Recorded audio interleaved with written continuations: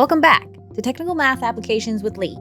Today, we're going to be visiting with Professor Mike to tell us a little bit about what the computer networking program at Bellingham Technical College entails. You'll also learn what you can do now to prepare yourself for a career involving a lot of zeros and ones.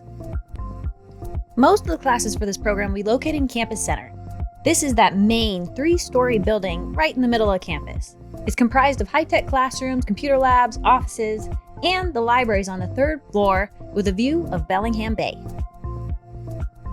BTC offers an array of opportunities within the field of computer networking. There's an Associate of Applied Science, which can also go towards a transfer degree. The program certificates are delineated based on specialty, such as health information technology, cloud computing, and network management. Let's see what else we can find out. Hi, everyone. I'm here with Mike, who is a computer networking instructor and an expert in the world of technology. So, Mike, could you tell us a little bit about what the program at BTC entails? Yes. So the computer networking program is a 2-year program. In the first year, whether you're going into computer networking, sort of server administration using cloud technologies, or you want to go into a software specialist, either way, in the first year, we spend most of our time working with the client side of computing, where we learn about how computers work in general, and we learn a lot about the desktop. How do you manage the desktop, and how do you support applications on the desktop side? And in the second year, you can get to pick. Do you want to go into software, which is more of a help desk environment or helping people in an office, and then you're focusing on applications like Word and Excel and those kind of things? Or would you like to go into more of the back office stuff, more of the back room stuff, where you're managing people's servers, either physically on a site, or you're using the Amazon or Microsoft cloud server environments?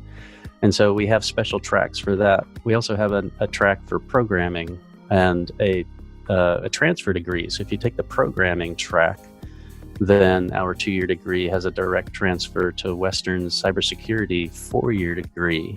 So that's a possibility too, if you want to go into more of the intense cybersecurity aspects, which involves deeper discussion about data structures and deeper math. So since we're talking about math, that'll probably transition into the next question.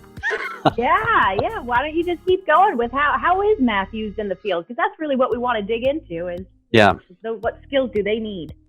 Yes. So on the client side, you end up needing to know enough about the kind of math that works in whatever business you're supporting. So if you're helping somebody with an Excel spreadsheet, you need to know what they do.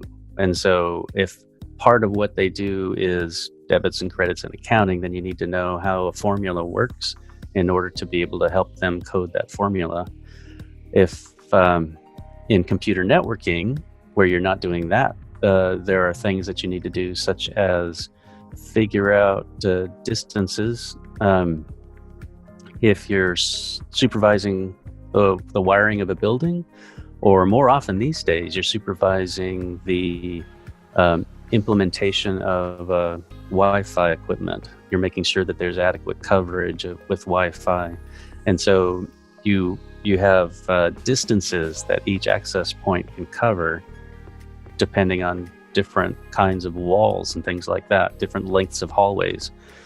And so you're doing a lot of geometry in that case, where you're figuring out what distance can I support with this type of access point. And you may end up doing testing, where you take test access points, you plug them in, you mount them different places, and then you've got your laptops and you're figuring out distances. And then once you come up with the distance in your building, then you have to do all the geometry to figure out what's the most efficient way to place all of these access points.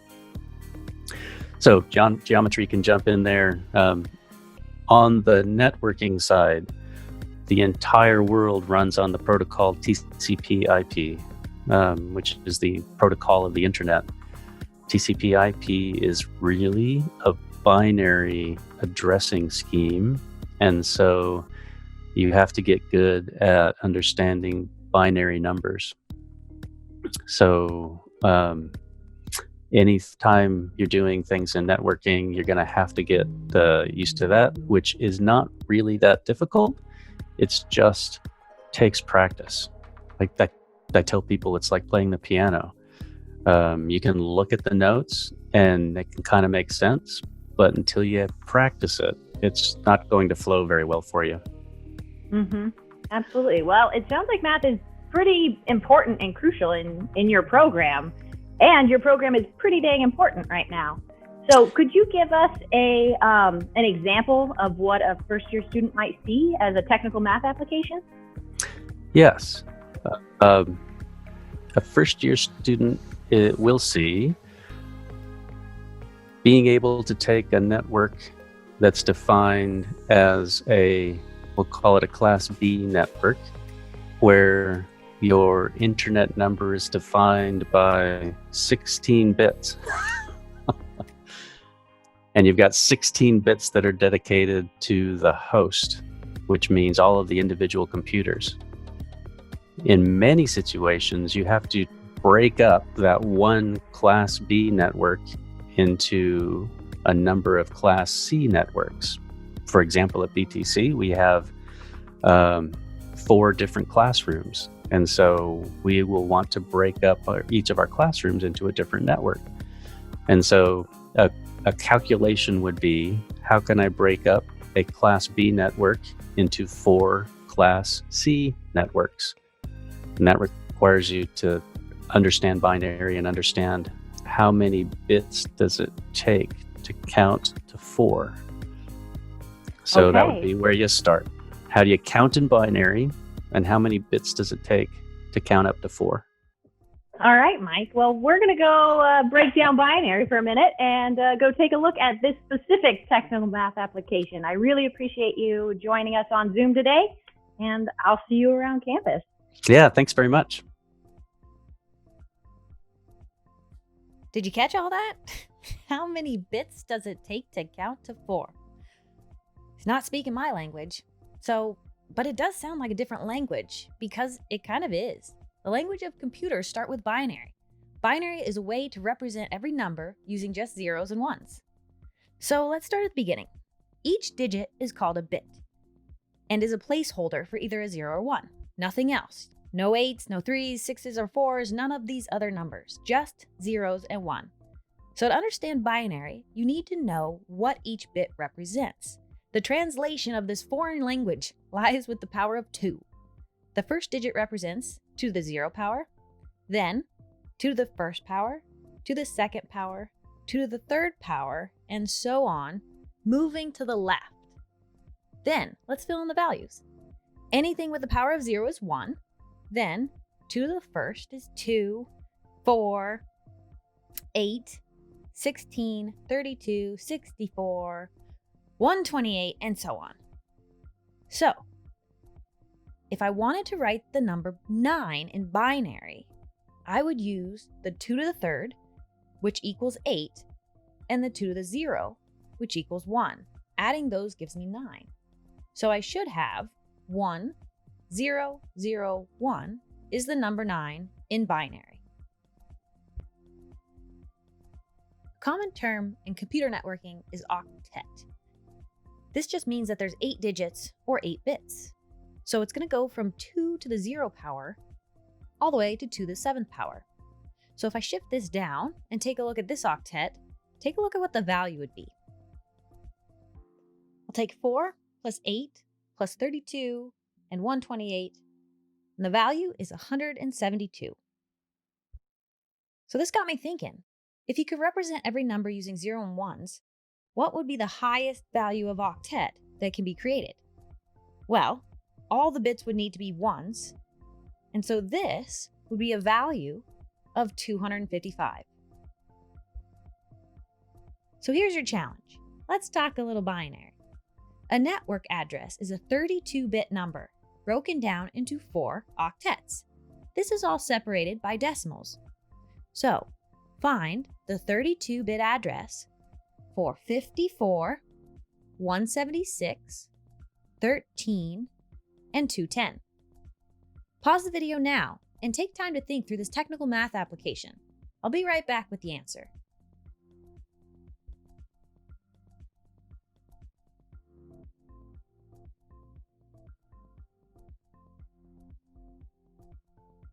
Okay, I'm back, and I bet you did great.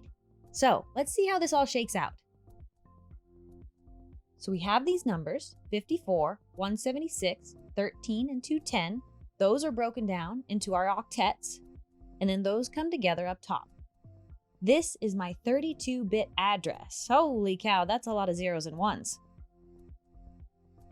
The process of taking an extensive network and splitting it into smaller networks is called subnetting. Based on the needs of your employer, you may need to break up your network in a specific way. Classrooms, offices, computer labs. So stay with me. Let's say my network address is 172.26.00, and the subnet mask is 255.255.00, which is like the ceiling number. So remember where that 255 came from. So subnetting is the process of developing addresses in between here. With a bit of math, problem solving, and permutations, you can develop unique addresses efficiently. So it's pretty cool to see that computer networking lives and breathes math. 0 and 1 are the blood of the operation. So if you're headed into this career, it's time to start speaking binary and go look into subnetting. But also brush up on your geometry. Study a bit of graph theory, which can be used to find efficient routes and minimize distances. Take a look at some business math, software applications, and as always, brush up on those problem solving and critical thinking skills, because that's really what makes you stand out to employers. So that's it for our trip to computer networking. But before we go, how many bits does it take to count to 4? Well, you're going to need 3 bits to count to 4, which is kind of weird, but pretty neat. 1, 0, 0. So it takes 3 bits to represent the number 4, but it only takes 2 bits to create 4 unique addresses using 0 and 1 and permutations. But more on that later when you get into your program. All right, BTC, stay happy, healthy, and hopeful. See you next time in the auto shop.